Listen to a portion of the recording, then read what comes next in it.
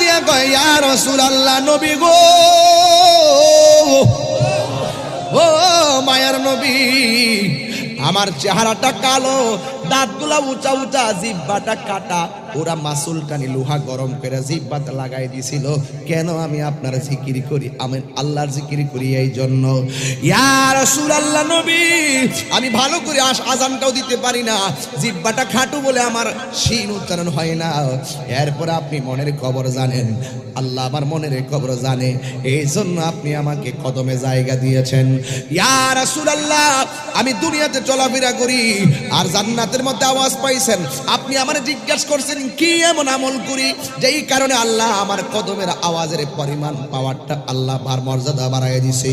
এবার ডাক দিয়ে ইয়া রাসূলুল্লাহ, আমি কালো বলে আমি যখন মসজিদে ইকামত দেই, আমি যখন মসজিদের ভিতরে ইকামত দেওয়ার পরে আপনি নামাজ পড়ান, নামাজের সালাম ফিরাইবার পর সব সাহাবীরা দলে দলে আপনার সঙ্গে হাত মিলায় আপনার সামনে বৈশা বৈশা দিনের কথা শুনে, কিন্তু আমার চেহারাটা কালো বলে, আমার জিহ্বাটা খাটো বলে, আমার দাঁতগুলো উঁচা বলে, আমি দেখতে একটু কেমন কেমন লাগে, এই জন্য আমি শরমে আপনার সামনে যাই না। আজান দেই একামত দেওয়ার পর একামত দিয়ে আমি ঘরে চলে যাই। কিন্তু আমি সব সময় সাহাবারা যখন আপনার সঙ্গে কথা বলে, ইয়া রাসূলুল্লাহ, ইয়া হাবিবাল্লাহ, নবী গো, সব সাহাবীরা কথা কয়, কিন্তু আমারও তো কথা বলতে মনে চায়, কিন্তু আমার চেহারাটা ভালো না দিকে সুন্দর সুন্দর সাহাবীর সামনে আমি যাই না। কিন্তু আমি একটা আমল নিয়মিত করি, কয় কি, আমি সব সময় ওযু রাখি, ওযু করার পরে অন্য কোনো নামাজ পড়ি না, ওযু করার পরে 2 রাকাত নফল নামাজ আমি পড়ি, ওই 2 রাকাত নামাজ নফল নামাজ পড়া আমার আল্লাহরে আমি ডাক দিয়ে বলি, আল্লাহ। সব সাহাবীরা নবীর সঙ্গে নামাজের পর মনের কথা বলে, আমার চেহারাটা ভালো না বলে আমি সামনে যাই না।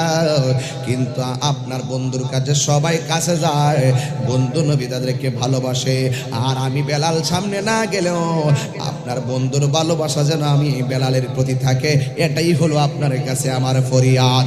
আল্লাহর হাবিব ডাক দিয়া বলে, বেলাল, এ বেলাল রে, তোমার এই 2 রাকাত নামাজ আমার আল্লাহ রাব্বুল আলামিন কবুল কইরা ফেলাইছি।